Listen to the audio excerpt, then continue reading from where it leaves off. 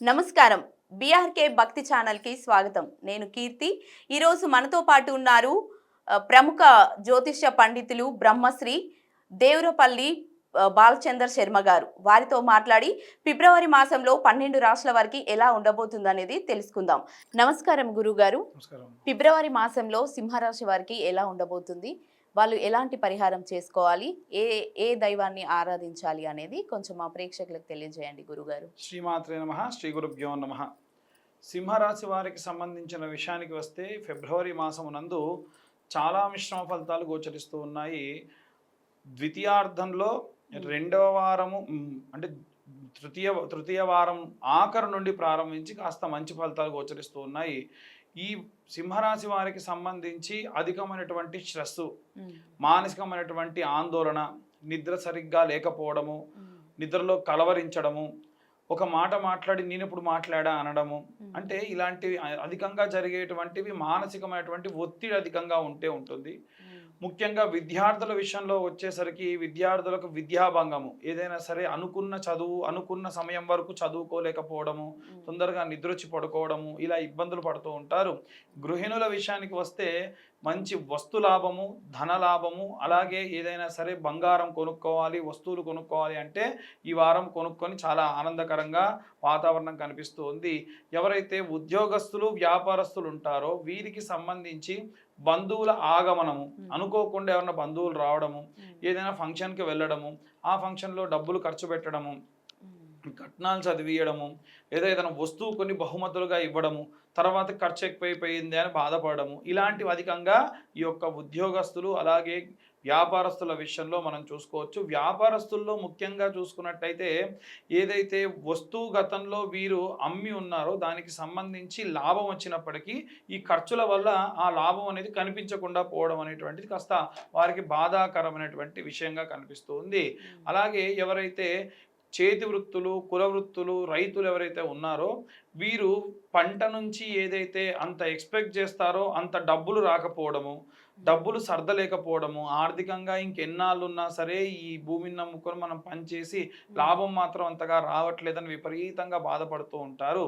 వీలైనంత వరకు వీరు భూసూక్తము అనేటువంటి సూక్తం ఉంటుందమ్మా. మనకు విష్ణుమూర్తికి ఎలా అయితే పురుష సూక్తము, ఎలాగే రుద్రుడికి శివుడికి అయితే రుద్రం నమకం చమకము, అమ్మవారికి శ్రీ సూక్తం ఉంటుందో భూదేవికి భూసూక్తం ఉంటుంది. భూమిలో ఏవైనా శల్యదోషాలున్నా, గిట్టని వాళ్ళు ఏవైనా పదార్థములు మన భూమిలో విడిచిపెట్టినా ఆ భూమి నుంచి అనుకున్నంత రాబడి రాలేకపోవడము, దానివల్ల రైతులు పంటకు సంబంధించి ఇబ్బందులు పడడం జరుగుతుంది. కాబట్టి భూసూక్త హోమము ఆ పంట ఆ పొలంలోనే హోమం చేసుకోవడము, ఆ బూడిద కూడా మళ్ళా పొలంలోనే చల్లడము చాలా విశేషమైనటువంటి ప్రతిఫలం దక్కుతూ ఉంది. ఎవరైతే సినీ రాజకీయ రంగాల్లో ఉంటూ ఉంటారో దూర ప్రయాణాలు చేయడము, ఆ ప్రయాణంలో ఆరోగ్య సమస్యలు అధికంగా రావడము, అలాగే ప్రొఫెషన్ని బాగా చూసుకొని ఇంట్లో ఉన్న వాళ్ళని పట్టించుకోకపోవడము, దానివల్ల వారి నుంచి కాస్త వ్యతిరేకత రావడం, ఇవన్నీ కూడా ఈ యొక్క ఫిబ్రవరి మాసంలో చూడవచ్చు. కాబట్టి వీలైనంత వరకు కూడా మన ప్రొఫెషనల్ లైఫ్కి అలాగే పర్సనల్ లైఫ్ కూడా టైం కేటాయించడం చాలా మంచిది. ఎవరైతే కోర్టు వ్యవహారాల్లో ఎవరైతే లాయర్ల చుట్టూ తిరుగుతూ ఉన్నారో, అది విడాకుల గురించి కానివ్వండి, ఏదైనా కేసు విషయంలో కానివ్వండి, వాటి విషయానికి వస్తే తీవ్రమైనటువంటి మనస్తాపము, అయిపోయింది అనుకున్నప్పటికీ మళ్ళీ మొదలవ్వడము, లేదా ఇంకొక కోర్టుకి చేంజ్ చేయడము, ఇలాంటివి జరిగి చాలా ఇబ్బంది పడుతూ ఉంటారు. వీలైనంత వరకు వీరు చేయాల్సినటువంటి పని ఏమిటి అంటే అమ్మవారికి సంబంధించి దుర్గా కవచము అని ఉంటుంది. ఆ దుర్గా కవచము చదువుకోవడం కానీ, అది శృణోదేవి ప్రవక్ష్యామి కవచం సర్వసిద్ధిదం అని ప్రారంభమవుతుంది. ఇప్పుడు కవచము అష్టకము రెండు వేరు. చాలామంది రెండు ఒకటే అనుకుంటూ ఉంటారు. ఈ కవచాన్ని చదువుకోవడం రోజు లేదా యూట్యూబ్లో పెట్టుకొని అది వింటూ చూడడం చేసిన ఆ స్వస్థత చేకూరుతుంది, రక్షగా ఉంటుంది అమ్మవారు ఎప్పుడు మన చుట్టూ. అలాగే ఎవరైతే విదేశాలకు ప్రయాణం చేయాలనుకునేటువంటి వాళ్ళు ఈ కాలంలో ప్రయాణం మంచిదే కానీ వెళ్ళినటువంటి ప్రదేశంలో భోజనాదులు సరిగ్గా లేక ఆరోగ్య సమస్యలు వచ్చే అవకాశం ఉంది. కాస్త జాగ్రత్త వహించడం మంచిది. ఎవరైతే తల్లిదండ్రులు దగ్గరగా లేనటువంటి వృద్ధులు ఉంటూ ఉంటారో వారికి సంబంధించిన విషయానికి వస్తే నరాలు, అలాగే ఉదరము, అలాగే నిద్రలేమితనము, కాస్త బాగా కలవరించడము, ఎవరన్నా పక్కన ఉంటే బాగుండు, బాగా ఇబ్బందిగా ఉంది అని ఈ మాసంలో అధికంగా అనిపిస్తూ ఉంటుంది. కాబట్టి వీలైనంత వరకు కూడా ఉదయాన్నే విష్ణుకు సంబంధించినటువంటి విష్ణు సహస్రనామాలు కానీ లేకుంటే పురుష సూక్తం కానీ ఏదో ఒకటి వినడం మంచిది. రాత్రి సమయంలో మేధా దక్షిణామూర్తి లేదా దక్షిణామూర్తి శ్లోకం చదవడం చాలా చాలా ఉత్తమోత్తమైనటువంటి విషయం. ఇది వీరికనే కాదు, ఎవరు చేసినా వీరు వింటే ఇంకా ప్రశాంతంగా నిద్రించి కాస్త ప్రశాంతంగా ఉంటారు. ఇవి ఈ సింహరాశి వారికి సంబంధించి ఫిబ్రవరి మాస ఫలితాలు.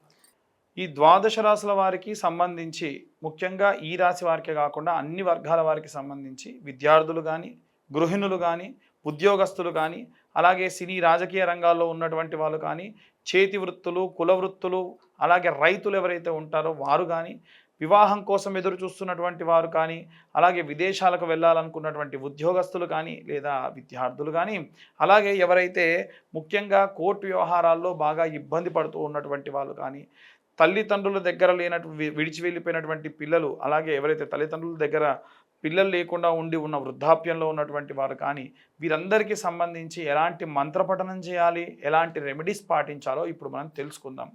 విద్యార్థుల విషయానికి వస్తే నీలా సరస్వతి స్తోత్రము అనేటువంటి స్తోత్రం ఉంటుంది. ఈ స్తోత్రాన్ని చదవడం వినడం చాలా చాలా మంచిది. అలాగే గృహిణుల విషయానికి వస్తే వీరు వీలైనంత వరకు దుర్గా కవచము అని ఉంటుందండి. ఈ దుర్గా కవచము రోజు సాయంత్రం పూట ఇంత గౌరమ్మను తయారు చేసుకొని, ఒకే గౌరమ్మ వారానికి ఒకసారి కూడా మార్చవచ్చు. అమ్మవారి పైన కుంకుమార్చన చేయడం మంచిది. ఫిబ్రవరి మాసంలో మనకి శ్యామలాదేవి యొక్క నవరాత్రులు కూడా జరుగుతాయి కాబట్టి ఇంకా వీలైతే మీకు కుబేర కుంకుమ అని ఉంటుంది. ఆ కుబేర కుంకుమ తీసుకొని వచ్చి ఆ కుబేర కుంకుమతో కనుక మీరు ఆ యొక్క కుంకుమార్చన చేయడం వల్ల చాలా చాలా విశేషమైనటువంటి ప్రతిఫలం దక్కుతుంది. అలా మీ పిల్లలతో పాటు మీరు కూడా దీపారాధన చేయడం చాలా మంచిది. ఎలాంటి దీపారాధన అంటే, మీరు ఒకవేళ మట్టి దీపంలో కనుక దీపారాధన చేస్తే కొత్త మట్టి ప్రమిదలు తీసుకొని వచ్చి దాంట్లో విప్ప నూనె, అలాగే అమ్మవారి యొక్క తామర ఒత్తులను ఉంటాయి, ఆ తామర ఒత్తులతో దీపారాధన రోజు సాయంత్రం పూట చేయడం చాలా చాలా విశేష ప్రతిఫలం దక్కుతుంది. ఎవరైతే ఉద్యోగస్తులు ఉంటారో దత్తాత్రేయ స్వామి వారి యొక్క దిగంబర దిగంబర శ్రీపాదవల్లభ దిగంబర అనేటువంటి మంత్రము, అలాగే ఇంకా వీలైతే దక్షిణామూర్తి స్తోత్రం చదువుకోవడం చాలా చాలా ఉత్తమం. అలాగే ఎవరైతే వ్యాపారస్తులు ఉన్నారో ఈ వ్యాపారస్తులు మీ యొక్క వ్యాపార స్థలం దగ్గర అంటూ ముట్టు మైలా శౌచం ఉన్నటువంటి వాళ్ళందరూ వస్తారు కాబట్టి ఆ వ్యాపారం జరిగేటువంటి కౌంటర్ మీద పటిక అని ఉంటుందండి. ఆ పటిక ఎంత పెద్దదైతే అంత పెద్దది తీసుకొని వచ్చి గాజు పాత్రలో ఉప్పు పోసి ఆ పటికను పెట్టండి.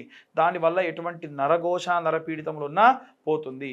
అలాగే విశేషంగా వీరు రోజు సాయంత్ర సమయంలో కనకదార స్తోత్రాన్ని మీ యొక్క వ్యాపార స్థలం దగ్గర ప్లే చేయడం వల్ల చాలా ప్రశాంతమైనటువంటి వ్యాపారాభివృద్ధి కూడా కలుగుతుంది.